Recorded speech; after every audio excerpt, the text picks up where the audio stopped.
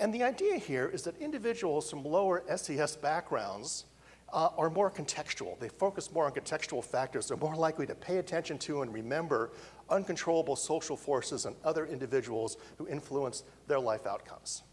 So in one set of research on this, they compared high school educated adults to actual college educated adults. And they found that individuals with only a high school education actually did significantly better on standard tests of empathic accuracy, tests that require accurately labeling with emotion terms different facial expressions, such as the ones that you see here.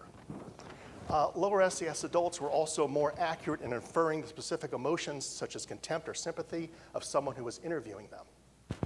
And then finally, lower SES adults showed more physiological responses and patterns of emotional contagion that are empathically linked to those of a social interaction partner. So they're more likely to match who they're interacting with. So again here, you're looking at individuals from higher adversity backgrounds who are specifically developing certain abilities, in this case, a certain type of emotional competence. Okay, again, in normative populations, you often find a range of attachment styles, individuals ranging from more secure to insecure attachments, with the idea that attachment insecurity is actually quite relevant to a history of family stress and low parental investment.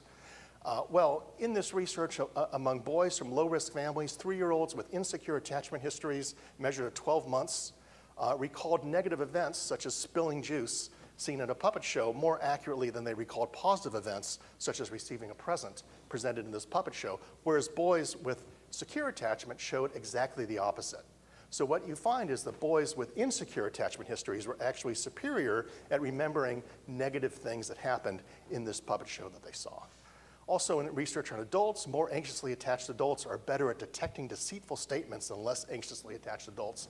So, viewing videotapes of people either telling a truthful story or a lie, insecure attachment actually was associated with being better at detecting who was lying. So again, thinking about adaptation and context, what does this make you good at? Okay, so now let's go to the one study that has actually been designed. It was inspired by the specialization hypothesis and specifically designed to test this hypothesis. This is a study that's just a 2015 study from Mittal and colleagues, whom I work with. And this was looking particularly at executive function abilities. And this study was comparing inhibitory control versus attention shifting. So the idea is that inhibitory control and attention shifting are adapted to different environmental contexts. When you're growing up in an environment that is changing and is uncertain and you don't know what's coming, it's advantageous to be good at attention shifting. It's advantageous to be able to unstick yourself from this area and to change and work on that area, to actually be able to be vigilant and shifting between different types of tasks.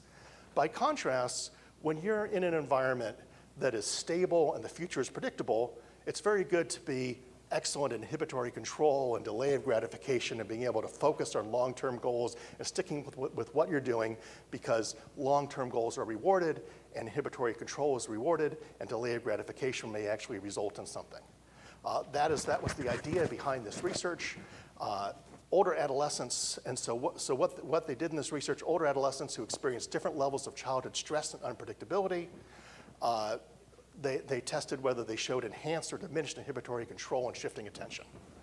However, drawing on the animal behavior research, they hypothesized that childhood adversity is most likely to influence later cognitive function when adolescents are currently under duress. Okay, and this is really this was really inspired by the research, the rat research I mentioned earlier, where rats that experienced high levels of childhood stress were inferior under standard laboratory conditions, but showed superior performance under stressful conditions. So this was also, so they had a stress manipulation, and essentially they randomly assigned older adolescents to either a stress unpredictability condition where they saw a PowerPoint presentation such as this, that the world is going to hell and that there's going to be no jobs in the future and the economy's getting worse, or just a control condition where they saw nature pictures. Okay, and then there were two different studies, one focusing on inhibition and the other one focusing on task shifting. You can see here on the left, the study's focusing on inhibition, and you have low stress and high stress. So individuals from basically lower childhood SES versus higher childhood SES. And on the left, what you see is that under the control conditions, there were no differences in inhibitory control. But under high stress conditions, the individuals from high SES backgrounds became better at inhibitory control. They became better at inhibitory dominant responses, whereas individuals from lower SES backgrounds became worse at it. And this was a significant difference in the stressful condition. Exactly the opposite emerged with task shifting.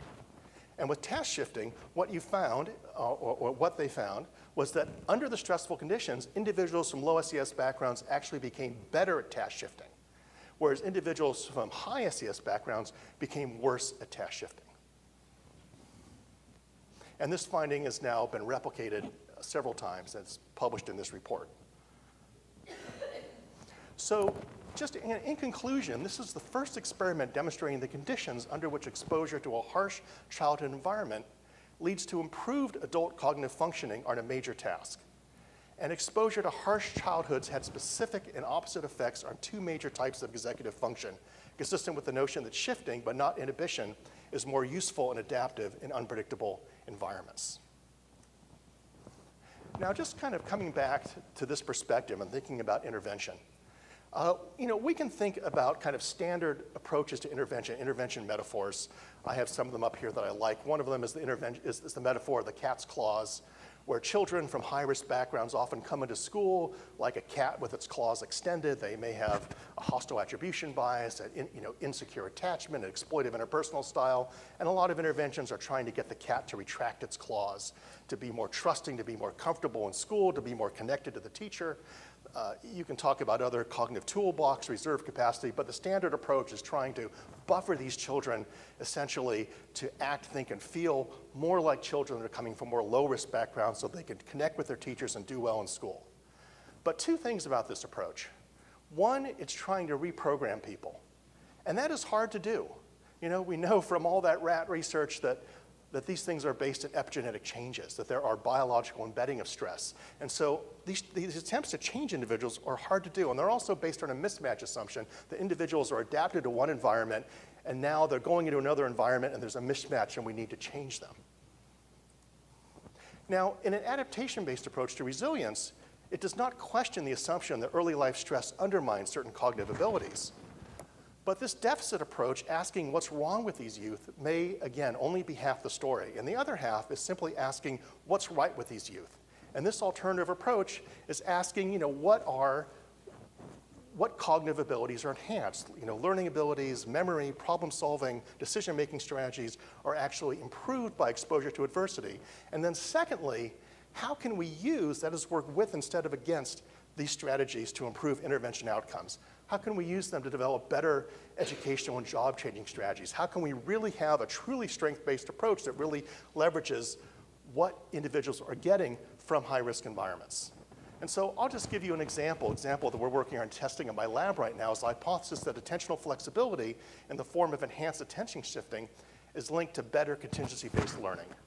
And that is more attentionally flexible people contact and respond to immediate environmental contingencies more quickly than less attentionally flexible people. If we can show that attention shifting, which is enhanced in high-risk kids, actually facilitates associative learning, then you have a path forward for using those cognitive abilities to enhance intervention, educational, school outcomes for these kids. So in conclusion, as stress and resilience researchers, we're fundamentally interested in risk and protective factors. We're fundamentally interested in studying the darkness that faces certain children and how they emerge from that darkness. But I would also say we need to see through that darkness to leverage it for what it gives us. And I would really want to encourage people to start thinking beyond risk and protective factors towards actual adaptations to stress. And I guess I would conclude by posing to everyone in this room this question. And I think this is a fundamental question. Why should knowledge about the cognitive strengths of youth who are adapted to harsh, unpredictable environments, of which we know so little, first study published in 2015, be any less useful than knowledge about their impairments, of which we know so much? And I would just say that the better we understand these cognitive adaptations to harsh environments, including the strengths of at-risk youth, the more effectively we can tailor education policy and interventions to fit their needs and potentials. Thank you.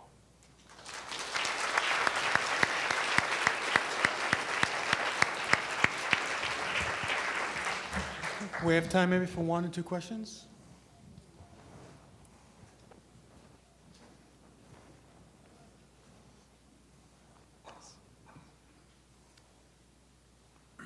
Two questions. Thoughts Yeah. about the degree to which, in your later slides there, cognitive shifting, it may be a curvilinear relationship, an upside-down U, that there's an optimal range and there's too little of it's not adaptive, too much is.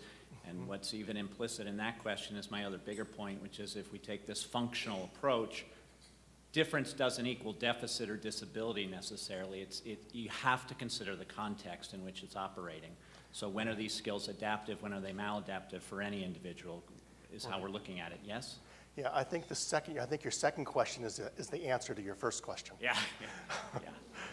Fair enough. You care to comment on that? Yeah, I would say the first question was, is there like an inverted U-shaped curve between attention shifting and adaptation? Is there a point where, too little would be, undesirable, too much might be maladaptive, there'd be somewhere in the middle? And the answer to that was your second question, was your second point. I mean, what I think the answer to that is your second point is it really depends on your context, that task shifting, theoretically, task shifting is valuable in an uncertain and changing environment, the kind of environment that many at-risk youth inhabit, where they live in chaotic places, they sleep in chaotic places, they go to school in chaotic places, and presuming that a higher level of attention shifting is adaptive in that context.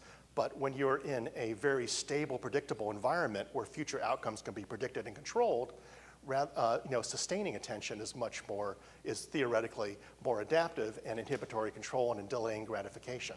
So my whole point in talking about these things is not to argue that one is better than the other, but that they are adaptive in context. And my real point is that we need to begin studying these adaptations in context because it's a lot easier to work with them than against them. And if you work with them, then you're not creating a mismatch between the children of what your intervention is doing and when they go back home or when they or later when they go into work or when they're with their friends, you're actually using what they're good at.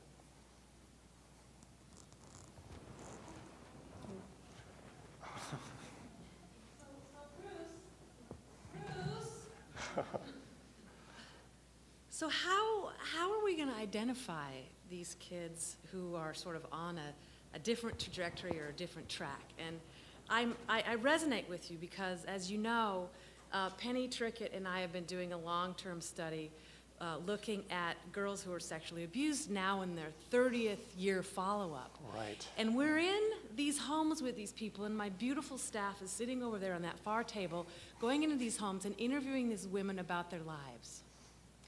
And there are many of them are doing horribly, but there are others who are somehow doing okay. And I've got all the tests, I've got my battery, I've got everything that NIH tells me I got to put in my battery. And we leave these homes saying, what's different about this woman? It's different. She says things like, I've just been able to overcome it. I do things differently. I take different strategies. I handle situations differently. But I don't have the right tools to do the assessment that I think I need to be doing that helps me to differentiate these people in order to be able to communicate what you're saying. I have this terrible fear that I'm going to get done with this study and I'm not going to be able to say anything about the true strengths that these women are bringing to their lives because my assessments, the ones that I'm supposed to be using, aren't really, really getting at this. So help me, please. Right. Okay, so, you ask easy, well, first off, thank you for an easy question. Always appreciate those. So, I think over the history of this research, people who have been studying abused kids and maltreated kids have, by accident, discovered certain things about their strengths. So some of the research I talked about here today about, being better at, identifying angry faces or having, better memory for distracting aggressive stimuli or being able to, so there's certain specific things that are really ecologically relevant to being in an abusive context. And how much you can do with those, that's a little more uncertain.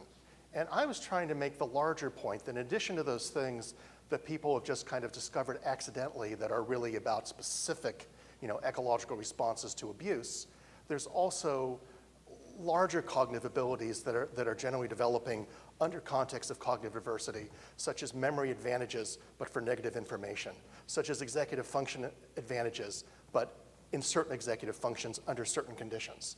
And so my point of my talk is that nobody's studying that.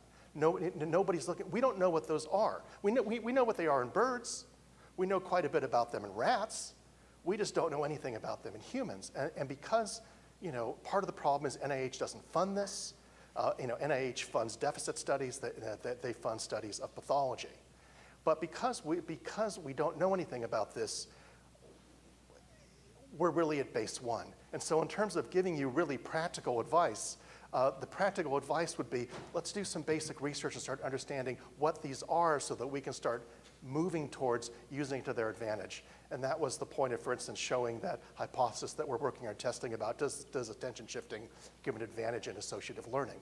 If it does, then that opens the door to a lot of learning and cognitive interventions. So I don't have a really specific answer for you. It's a more general answer in terms of thinking differently about these kinds of problems and approaching and having a different kind of strength-based approach.